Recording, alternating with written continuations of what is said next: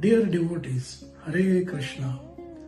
The Sanskrit verses being chanted in a particular tune or the rhythm is called meter or chanda. What's the significance? So let's see. Do you know most verses of the Bhagavad Gita, Ramayana and Mahabharata are composed in Anushtup Chanda? But this is just not a poetic structure. It carries a deep historical and spiritual significance. The origin of the first shloka. Tradition tells us that Valmiki witnessed a hunter killing a bird.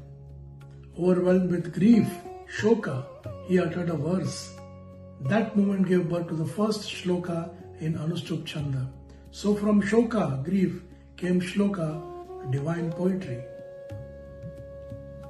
So why was this meter chosen? When you recite in the Anushtup Chanda, it creates a natural rhythm, almost like a heartbeat. Three powerful things happen. The mind becomes focused. The structured flow of the meter brings discipline to your thoughts. Your mind stops wandering and starts absorbing. The sound vibrates correctly. Sanskrit is a sound-based language. When verses are recited in proper chanda, the vibration aligns with your breath. And it's not just reading, it becomes a meditation in motion.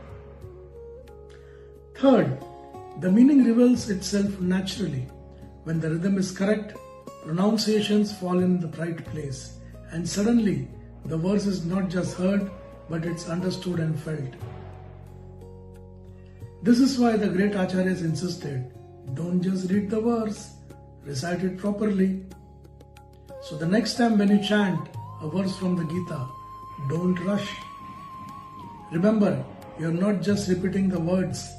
Follow the chanda, follow the rhythm, and let the wisdom enter your heart. Hare Krishna.